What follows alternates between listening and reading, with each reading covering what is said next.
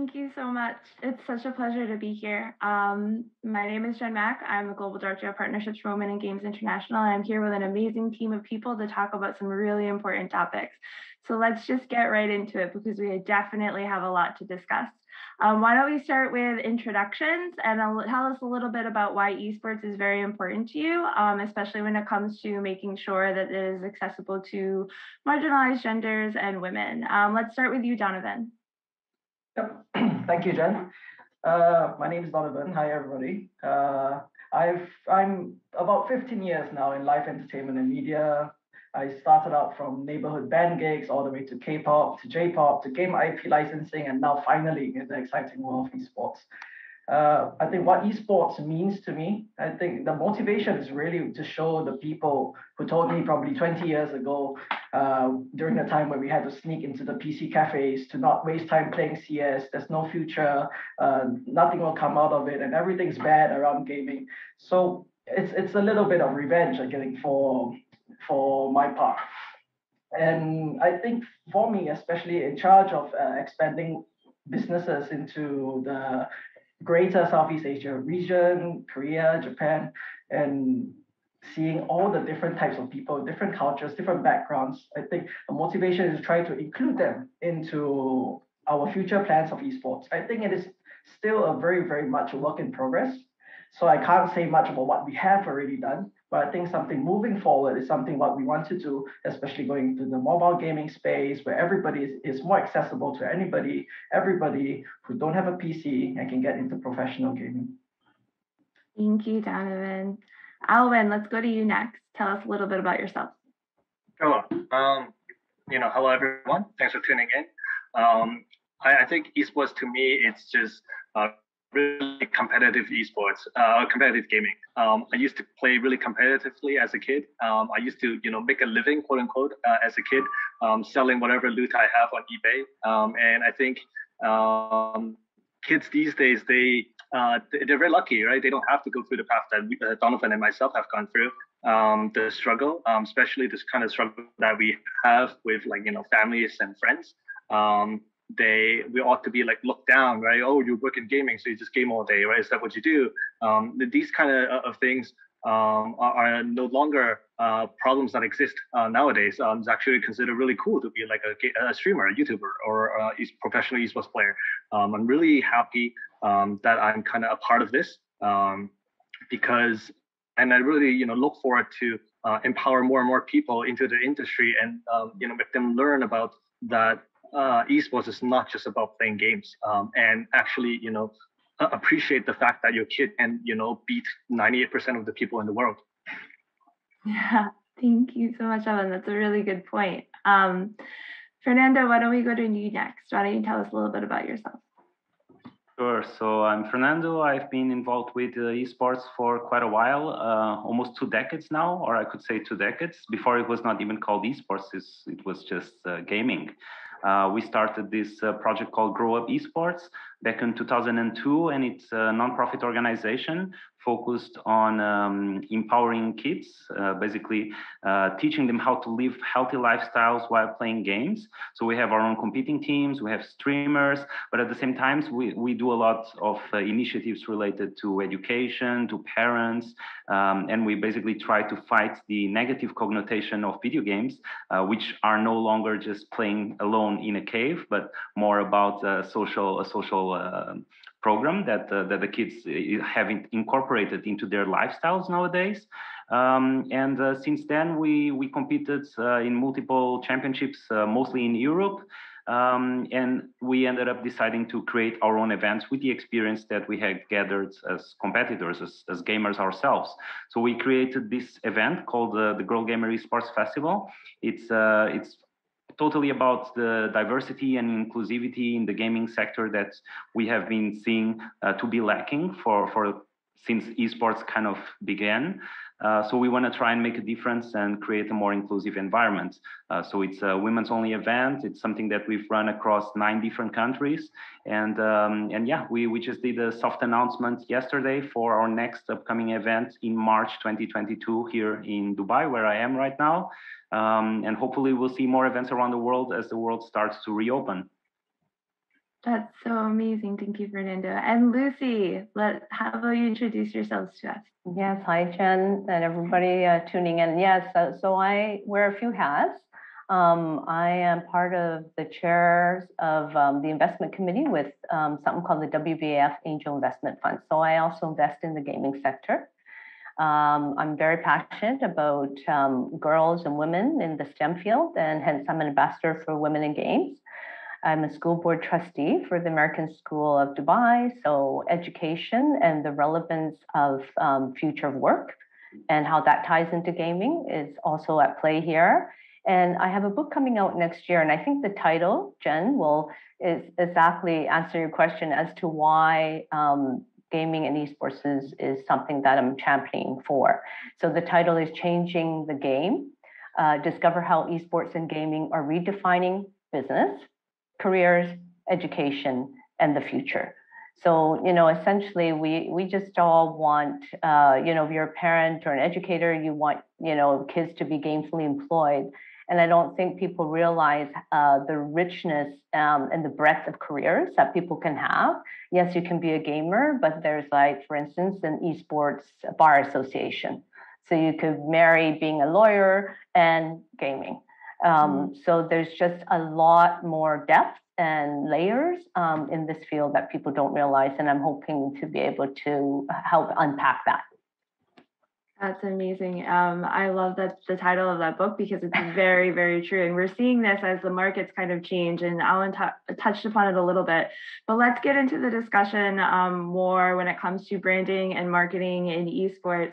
Donovan, what's a way that you've seen the market change over the years as it's become more mainstream and more brands and more people are starting to get into esports? I think the market has changed really quite a lot, especially since the time that when I was still playing. And now, as people know more about esports, people start to think about how well they can put all the different games and content onto different sorts of platforms. I think we always started with like competitive CS, competitive Dota, and as now we have more avenues to create different. Maybe my view differs a bit from Alwin, that competitive gaming is for the top 2%. I think the word esports can be applied to everybody, whether you're playing a casual tournament on every Saturday, every Friday, or playing on the world stages.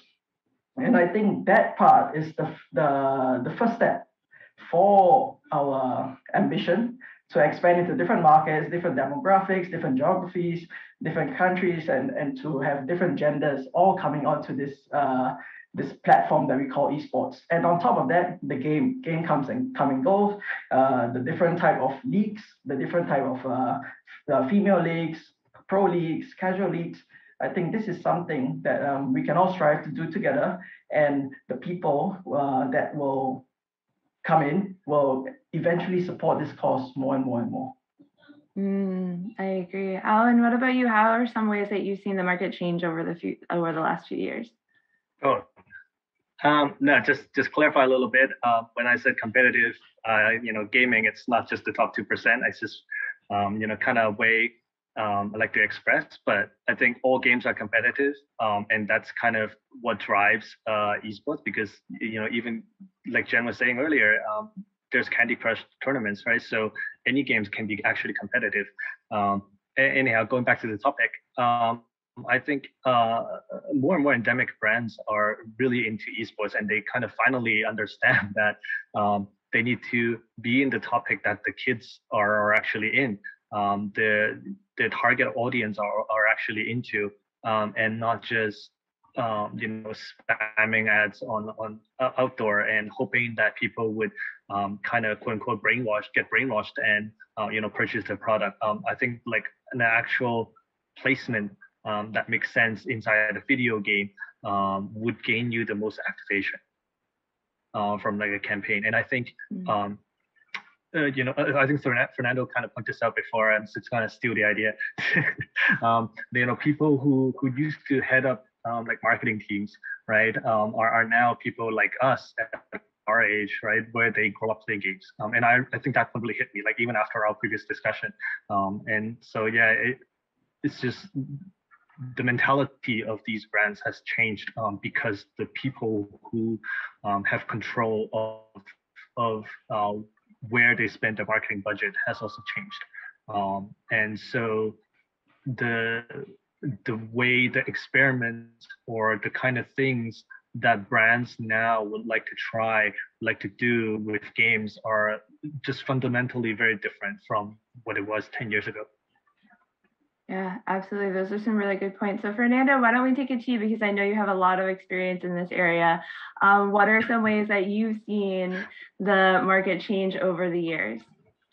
Yeah, like Alvin was saying, I would go even further back, and I would say that 20 years ago, everything that when we were looking for brands and support for the gaming industry, we would mostly be looking at some hosting provider who would host a server for a certain game, or maybe they could host a website, a web provider who would host a website. Later on, we started to see, okay, now we have endemic brands who will sponsor like keyboards, mouses.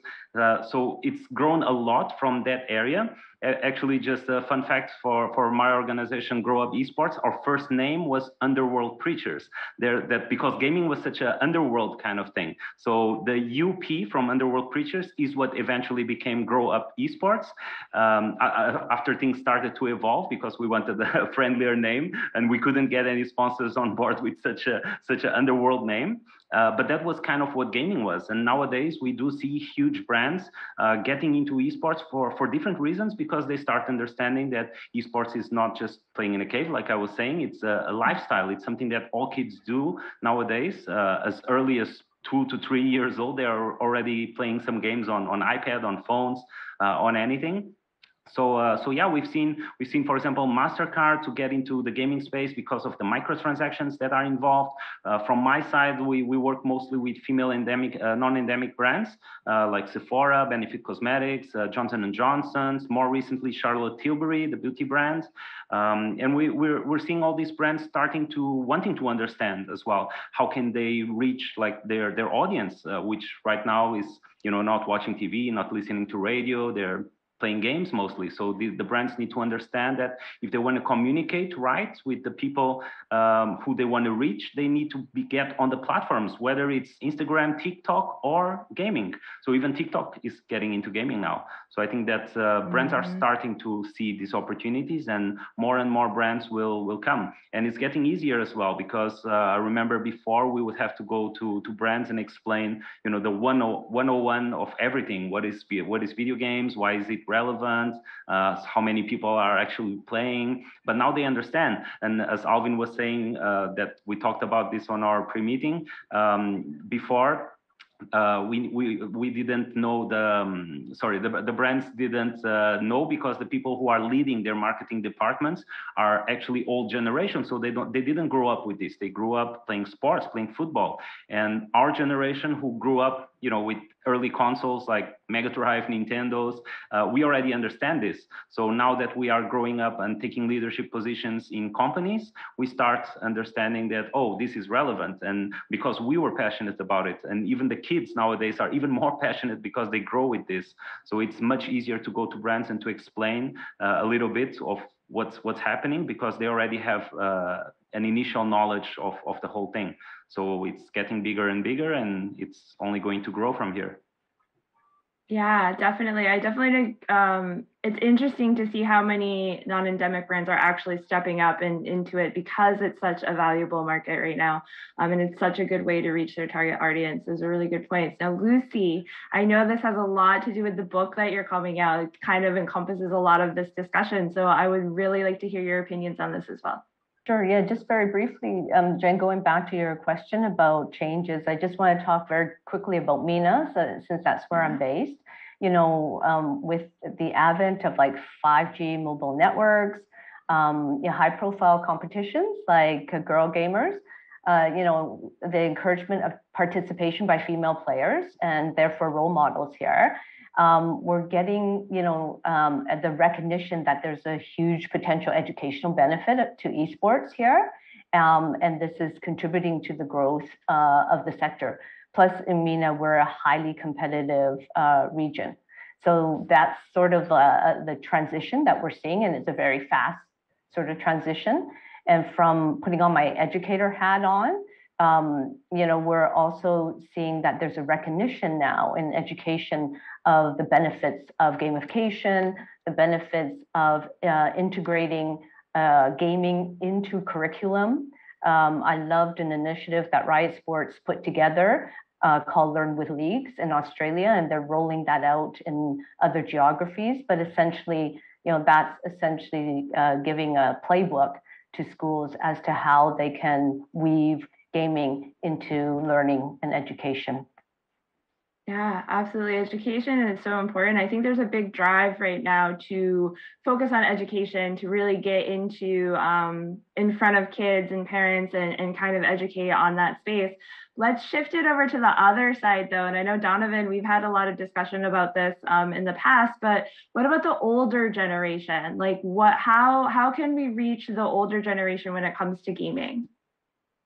I think essentially, where gaming and esports is, I think we can't deny that most of the larger companies, they look for the most commercially viable option. And when I think now, that is the young generation. I think what is missing then is that, while there are some initiatives in several countries that are like the 6-year senior esports facilities in Japan, after 6 leagues for the 50-year employees, it is not enough, because I think commercially most brands have interest only where their demographics are at, until I think maybe in preparation for when we get older, but until they move their focus and their commercial interest, leagues will form, attention will shift, and then we I think as not the publishers, but maybe the ones pushing forward the esports first, should be the first movers. And because there's only one sport, if there's only one chance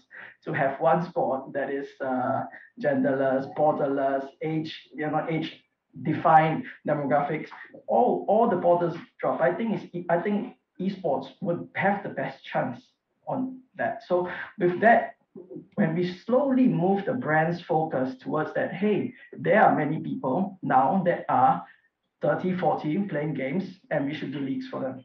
Maybe in time to come, 50, 60, because now I think there's always the conversation of really the us and the them, because us who have grown up in the gaming generation, and the them who are out of it and who didn't grow up with it. So it will take some time, but until we move that commercial focus of the brands, we will still have, definitely difficulty to engage the older audience into this, but it is a matter of 10 years. And I think a lot of traditional brands don't know that we grew up so fast. And maybe they're all behind and thinking like, oh, now esports, still kids, oh, still young. But I think we grew up faster than that. And we need to be prepared for the world where everybody is endemic for gaming and esports. Absolutely. That is a really good point. As we start to age and our generation starts to age, we're going to want those things when we get, we want that access. Alwin, what are your thoughts on reaching the older generation when it comes to esports and gaming? In general, I think it's more about a social experience. I remember once I read an article about why people start to hire like esports coaches for their kids. And one of them who were interviewed was like a really, really great answer to this. He said, I'm spending like 15, 20 euros an hour for a coach. But then my kids and myself, we join as a party with the coach together in Fortnite, and we spend an hour together. And to him, it's kind of like just taking the kids to the movies, right? They're enjoying a good time. And it's just like an event for everybody. And I think this is like a really good model answer, I guess, to what I think how to involve the older generations. I think it's a really good pastime for families and kids to kind of blend the generation together. Because like Donovan said, right, there's no age or gender difference in esports. And I think if you look at some of the professional players in this space, they age, 25 and above, but they're still competing professionally. That's because they have the experience and it's not something that just young kids would have. And I mean, 60 to 70% of the people just watch, competitive gaming, right? And those people are they're not going to be just kids. They are actually people who are like us. We're too busy to play, and so we watch people play, right? We watch people entertain us. We watch people who are better than us, and it's the same idea that why you're watching NBA, why you're watching like a Liga, right?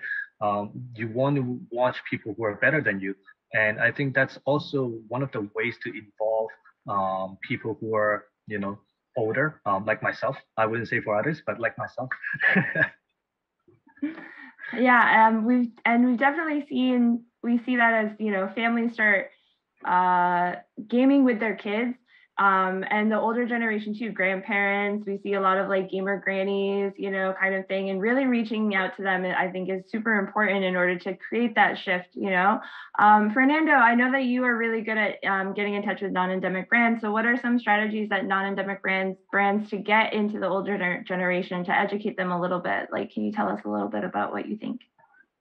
Well, I think the keyword is really education, right? It's about having the right understanding of what is going on and why is it relevant. And at the same time, for the household itself, it's important for the parents to understand what their kids are doing. So maybe the most important thing is who are they playing with, because from a security perspective, it's good to understand who the kids are playing with online. Could be their friends from school, but could also be people that they haven't met yet, So it's important for the parents to understand how the game works, what are the objectives, and at the same time, it also helps to create a good parental relationship, because if the kids are playing a multiplayer game with their friends from school and the game doesn't have a pause because it's an online competition, for example, maybe there's even money involved, and suddenly we are at the last stages of the game and it's dinner time.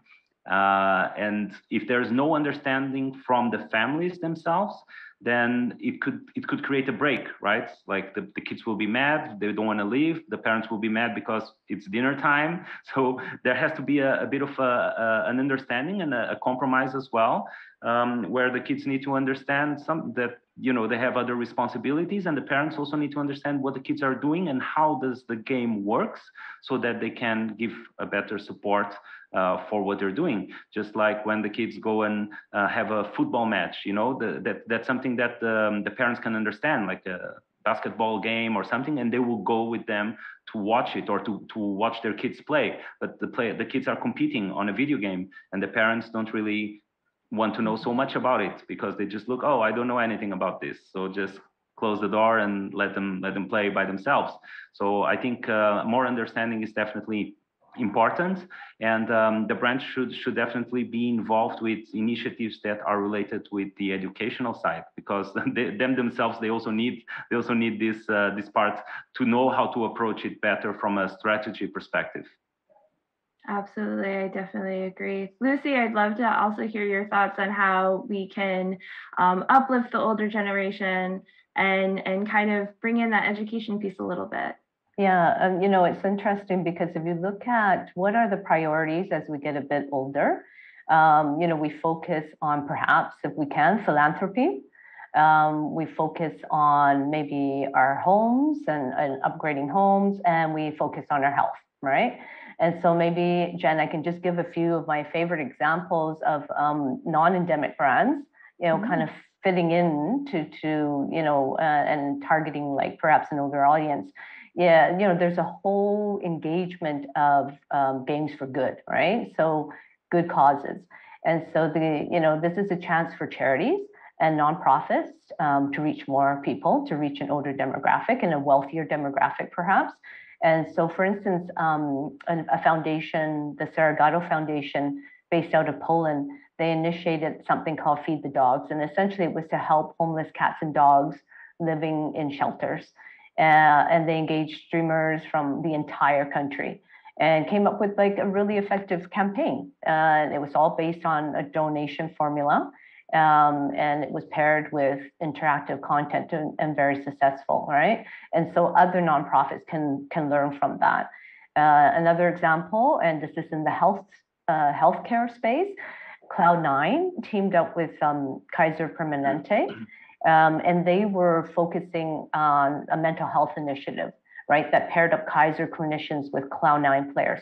Really awesome about mental health and gaming.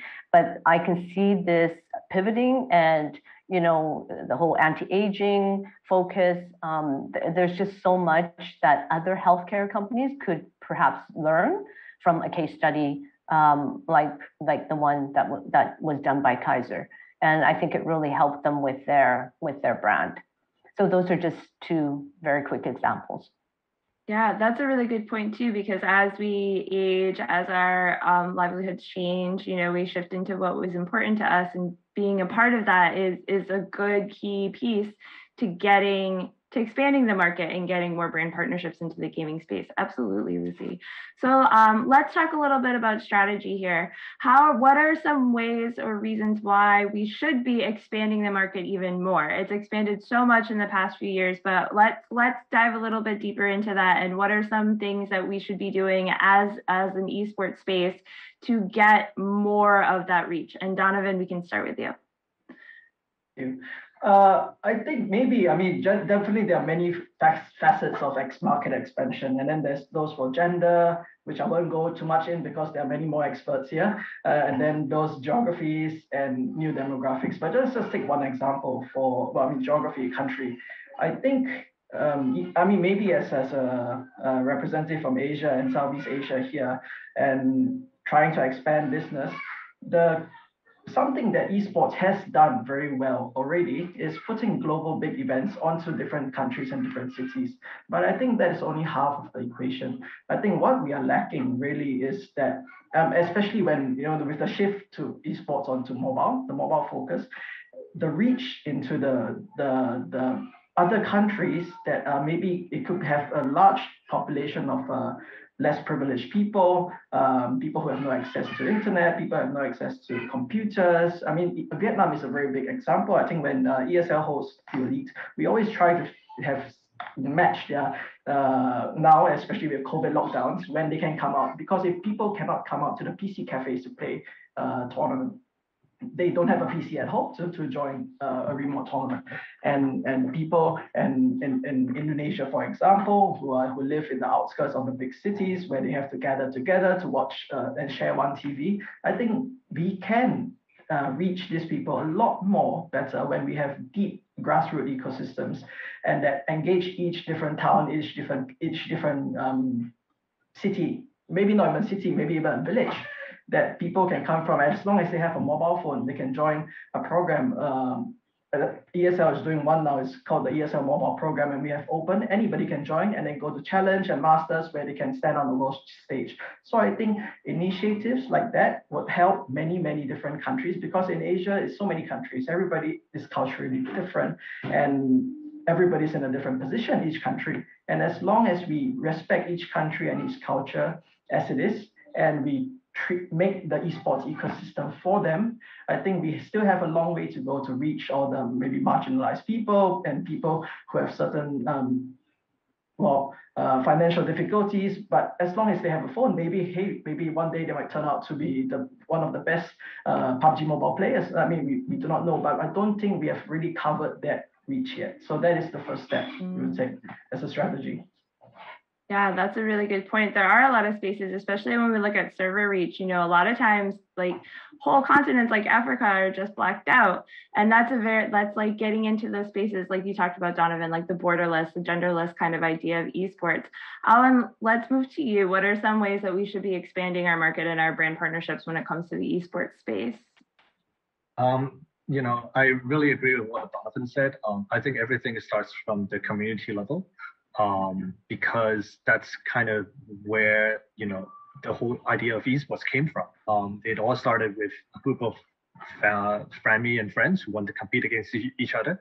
They play and then they get better and better, and they start organizing larger and larger tournaments, right? That's kind of where the foundation of where it is, right? The community level. And I think to take a step beyond that, then I think, and I think that's completely missing at the moment, is the academic level. Like we're starting to see some, esports in universities and stuff, but that's mostly like stateside, and you don't see any of that outside of the states right now. And I completely don't get it why that doesn't take place, because I mean, if you look at there's NCAA, right, and then there are all these kind of junior leagues and stuff. There's nothing like that in esports at the moment, and I think there really should be one, especially right now for video games. You can do it, completely online, right? You don't even need to physically be in the same venue to play against each other, and that's what makes esports great, because you don't, you don't even. And then kind of mixing it into the metaverse stuff, right? You don't even need to be physically shown. That's why like there are kind of like VTubers, right? People who never show their faces. They are just Right. cartoony characters. We're, like it or not, we're already entering a world that everything is virtual, and that's kind of just sped up because of COVID, right? Even without COVID, we'll still get there, but maybe 5 years later. But we'll still get there eventually, because that's where esports is heading.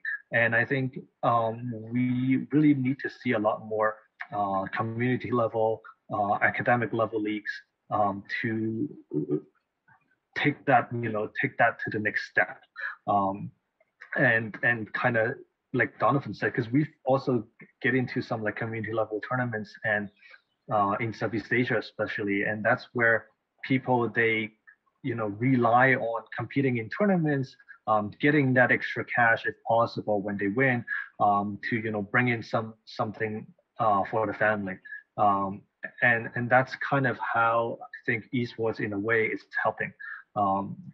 It's not just the kids playing to kind of empower their own future career, but there are people who actually stream and get a ton of revenue, and then they start building homes for their families, building homes for their dad and mom, and that kind of made the news headline in the Philippines. So Yeah, definitely. Those are all really good points. Thank you. Fernando, what are some ways that, I know this is kind of your wheelhouse a little bit.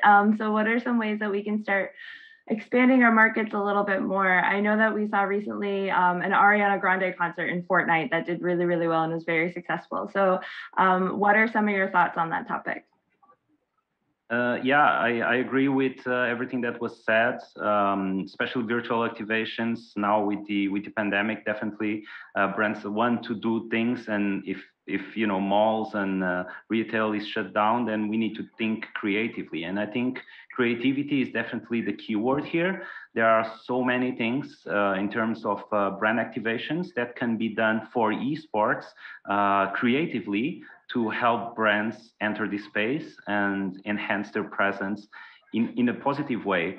Maybe I can give some examples, because most of our experience is with female brands, because we run the Girl Gamer event as a flagship.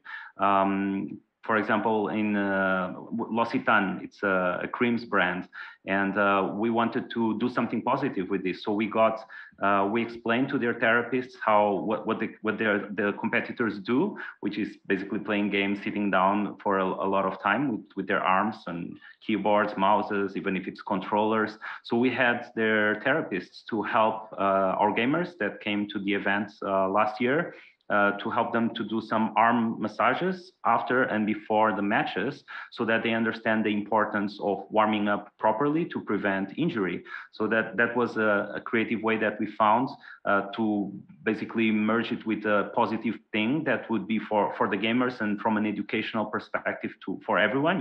Your posture, the way that you sit down, the distance from the screen, the warming up of your hands, your wrists. It's really important, because if you want to do this in a long term, even though we were talking earlier that the lifespan of a gamer is not very long, but people, it's not just gamers, even people who work at the computer for long periods, they need to have this understanding of how to prevent injuries. So I would say that trying to do something positive with the brands, it's and being creative as well about it is definitely the way to go. I've always wanted to work with beauty brands, for example, on the nails sector, because the girls most of the time they are playing games and they have their nails painted. But what if they have their nails painted by a specific brand who is sponsoring the team or the event, and they have their colors or the logos designed, the nails designed in a certain way that matches their uniform of their team? That would be a very creative approach on doing a branding exercise for these brands. So I think that there's just so many ways that we can help brands to understand the space and to do something that is creative and positive for the industry itself. That it's just an unlimited potential, I would say. But yeah, creativity is definitely the keywords that I would go for. Those are really good points. I like the idea of branded gaming nails. That's pretty cool. Lucy, why don't we go to you? What are some thoughts that you have about expanding the market and really bringing in those non-endemic brand partnerships? Yeah, I love the fact this panel is so geographically diverse. So I'm just gonna put back on my MENA hat, and again saying that, I think companies underestimate the potential in the Middle East and North Africa. So Arabic is one of the top 5 languages spoken globally, right? And just within the MENA region alone, there's 400 million speakers. However, few game developers and publishers localize their content, right? With less than 3% maybe of content available online in Arabic. So, Arabic gamers obviously want more content in their own language. So I think there's a compelling opportunity for gaming localization. And, unlike Western markets, our market is it's fast and it's growing quickly, and it remains undersaturated. And so I really think that the time to strike is now. And so just kind of piggybacking on the whole nails thing, then obviously we tap into different brands that resonate with the market here. And so Fernando just gave me an idea, actually, that there is a halal nail polish brand. So, how awesome would that be, right?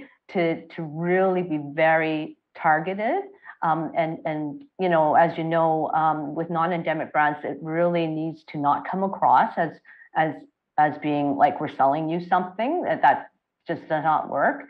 But I honestly think that there could be really good, it needs to be authentic, and I think there's really amazing potential for non-endemic brands being tapped in the MENA region. Oh yeah, that's a really good point about Arabic too. Localization is a huge part in being able to reach demographics, but also help them feel as though they're part of the community. So we're going to start our Q&A session in about 5 minutes, but I wanted to give everybody a little quick chance to kind of let people know where they can connect with you and find you if they have questions or want to reach out or anything like that. Donovan, let's start with you. Yep, happy to chat always. Even for me as a newcomer to the esports industry, you can find me on LinkedIn, Donovan Auyong.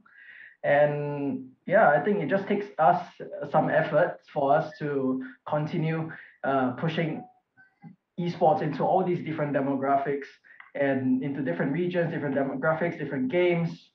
Like Jenn mentioned in her presentation before, all the different casual games. I think it's something that we can all do together. So hit me up. Alwin, what about you? All right. My number one go-to social media is LinkedIn. So please, if anyone wants to talk to me, go to LinkedIn. You'll find me, Alwin Wong, just my name. And I guess I really look forward to the future of how this unravels of esports and gaming as a whole. It's already kind of like Hollywood and some other industries combined. More revenue than that, but if you zoom out and look at the whole picture, we're still very, very niche. And when the so-called mass adoption happens, I don't know where this would be. So I'm really thrilled. I kind of jumped in early, and I want to see, when I'm 60-year old, how's the esports industry gonna look like? So, yeah. No, that's definitely true. Fernando, where can we connect with you? Yeah, mostly anywhere, but definitely LinkedIn would be easier because you can just search my name, Fernando Pereira. You can shoot me an email as well, fp@growup.gg, or even mail@girlgamer.gg. I read all of them anyway. But yeah, we can definitely go from there, and happy to connect with anyone who would be interested to have a chat. Yeah. Thank you so much, Fernando. And Lucy, where can we connect with you? I'm so thrilled that everyone's giving their LinkedIn profile because I'm not very active on Twitch, and I thought I would be the only one saying connect with me on LinkedIn. So please, yeah, so Lucy Chow on LinkedIn. I'm just going to also make a call out because the book is coming. I would love anyone to connect with me if they want to do a pre-read of the book. Okay? That's wonderful. Yeah, me too. Yeah. Okay. I definitely am excited to see the insights that you have coming out with that book. That's going to be really, really important to the space, I think, and very, very on point for the discussion that we're having as well. So thank you so much for that. I'm going to go ahead and start. We have a couple questions coming in, and the first question is to Fernando. Coming from the education side of things, what advice would you give to parents of young children that want to introduce gaming into their children's lives? I want to game with my 4-year-old. Okay, so I think gaming has to be done right, and you have an opportunity to do it from a young age. So the most important thing is start with games that are appropriate for the age. In this case, for sure, non-violent ones, and educational games as well, like puzzle games, things that can develop other cognitive abilities would be really good as well. You can find a lot of those on tablets, for example, or even smartphones. But the key element is also don't use games as a way to shut up your kids, let's put it this way, because what we see happening a lot is kids want a game, and they do want a game very often, and sometimes they won't shut up if parents don't give them their phone or their iPads to play. So it's important to define time, like proper time to do everything. Just like you're not going to play 20 hours of sports, you're not going to play 20 hours of games. So definitely having a schedule helps. To make sure that there's no addiction being developed, and there's an understanding as well from the kids that there's a specific time that they should be doing an activity and mixing it with different things. So that would be the main advice. Thank you so much, Fernando. This next question I'm going to pose to Alwin. How does the volatile nature of the esports environment, with games coming and going and changing year after year, especially with trends, how does that impact the ability to attract sponsorships? Actually, this is kind of bang on of what I was doing. I was in the gaming industry before, into the quote unquote esports industry. To me, it's the same thing. But game mechanics are pretty much always the same. If you look at PUBG, it's just a shooter. And then there's, Free Fire, there's Apex. Ultimately they are, what we call a battle royale type of game, right? And new titles would definitely come, and then they would get replaced. But the general mechanics is going to be the same. And even simpler than that, in terms of attracting sponsorship, the league system is currently the same, right? It's pretty much the same as it was 10 years ago when League started League of Legends Esports. So it has never changed, right? And that model is borrowed from sports, right? If you look at NBA, look at La Liga, Premier League, they're all the same. It's always like leagues and then playoffs, and then you get a champion, right? So I don't think regardless of what game that they're really playing, it would change dramatically of how sponsorship is going to happen. They're all just gaming. But definitely some brands would fit in more with certain types of games, right? I would imagine that for like a tennis game or something, for FIFA, let's just say, right? Then it fits more for like sports related brand, right? Rather than, I don't know, like if LV was to sponsor Levi Esports, I think that's kind of surprising. But they went in with League of Legends, because obviously it's the biggest esports game at the moment. But two, that game it's a very stylish, very fashion game, right? It's very high tech, and the fashion style of the game makes sense for a brand like them, a high fashion brand like them, to jump in. So I think, all in all, the sponsorship aspect doesn't really change a lot with whatever game that's trending. In general, I think it's more of a fit of the game type that you're looking into. I agree with Alwin, and I would say I would even see it as an opportunity, because what happens is that many games, especially violent games, some brands don't want to be associated with that. And I would refer, for example, to CS:GO, which is a terrorist versus counter-terrorist kind of thing. It's hard to get brands that really want to be associated with that, because especially if they don't have a deep understanding of what it is and the community and how it works. So for example, when you see games like Fortnite, which is more cartoonish and has a younger audience, when you see games like Valorant, which is picking up very fast, but it's also a bit more cartoonish and not the same kind of, it's kind of the same, but not the same type of violence, like terrorists and planting bombs itself and things like that. I think it helps a bit. So I would say that different games bring different opportunities, because different brands want to associate with different types of games. Absolutely. Donovan, I know that you have a lot of expertise in this area too, so why don't you go ahead and weigh in on how the trends changing could impact sponsorships? I think Alwin and Fernando has said most of it, but I think if there's one sentence, it's that games come and go and esports stays. I think the essence of esports and as a sport will stay. And I think it is no stranger to anyone listening to this now that a lot of it is fueled by the game publishers, by the game itself. But as long as we continue to push for the sport and be first movers in certain places, maybe there might be less viewership because the game is not popular, for example. But I do not think it is as volatile as the game. But if we can make, and I think there's still some work to be done, if we can make esports in itself a sizable product that brands can come on board, be it whether some games are more popular, some games are less. That's why now I mean, just personally for ESL, I think we have been trying a multi-game model. So some games are more popular in certain regions, some games are less, but we want to sell the whole product as one. So people come on to the essence of esports rather than picking and choosing the popular games, because no one will know if a game is launched and will lose audience in the third month, or no one will know if a game can be the 10-year or the 20-year game like CS or Dota. So we can't predict that. So we just have to support what we that will not go away. I don't think esports will go away. Yeah, my 2 cents. That's a very good point. I know it's here to stay now, for sure. Lucy, do you have anything to add?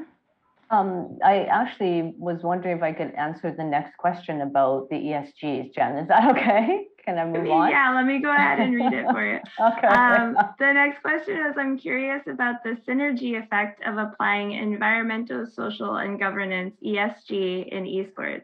And I'd like to hear your opinion on which of the 3 elements can be utilized or specialized by esports. Go ahead, Lucy. Yeah, so there's so many different components to that question. And I think my fellow panelists could probably talk more to, there's a lot of debate when we talk governance in terms of the gambling aspect going forward, or even just morally, does it make sense that people have to pay for skins and so forth? But at the end of the day, this is it's a business, right? And I'm not here to opine about whether that's right or wrong. But I do think on the environmental side, there's some very interesting things developing. And actually, one of the examples I wanted to give earlier is of a Canadian developer. And she's designed an augmented reality game called Treetap Adventure. And how people level up is that they have to plant acorns, and the acorns grow into trees. I'm simplifying the game. But basically, when the player reaches a certain level through partnerships with tree planting initiatives, they plant a real tree in the real world alongside the digital forest. And so I love that idea. And I love that there are ways that we can teach and, apply and put the ESGs into games. So that's just an example. That's a great example, though. Like being able to take that in game and put it into. Isn't that cool? Yeah. Yeah, absolutely. All right. So one last question that we have for our panelists today. Do you anticipate an explosion in sponsorship as the pandemic ends and fans are able to return to their live events? And let's go with Fernando. Let's start with you. Hard question to answer, actually, because it's an unprecedented situation. But I do think that with the growth that the pandemic has brought to esports as a whole, and the awareness as well, because even the World Health Organization before was saying that, video games were bad, and suddenly with the pandemic, oh, actually video games are good. For the social interactions and all. So definitely the pandemic brought a lot of awareness for the gaming space. And with that came a lot of attention, especially with digital activations. Like we just ran this digital activation for the brand Charlotte Tilbury, where we did a masterclass, a beauty masterclass for streamers. And this was because they wanted to do virtual things. So I guess that now that they have done it and they like it, they want to do live events. So I think that many brands that got an awareness about esports during the pandemic, and because of the speed up of this digitalization of everything, e-commerce, gaming, everything that's happening online, I think that some of it might be transported into the events when we start hosting them. So I would expect it to be positive. That's amazing. So let's go ahead and wrap up this session. I want to give everyone a minute or two to kind of say any last words, have any last key points. And Donovan, let's start with you really quick.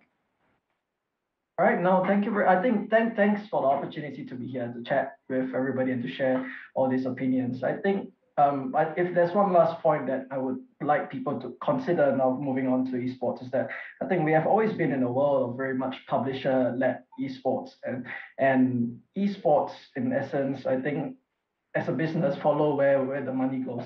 If there are people who can step up and be the first movers to make esports for the sport, maybe it's not a popular game, or maybe it's a game that only girls play, like some people say things like that. So, but we need to be the first mover to make tournaments, make events for these kind of different people and these different demographics.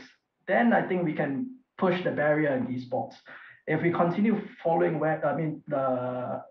that publisher games, are the big events and big tournaments, we might come to a ceiling where it's just that esports is based on the game.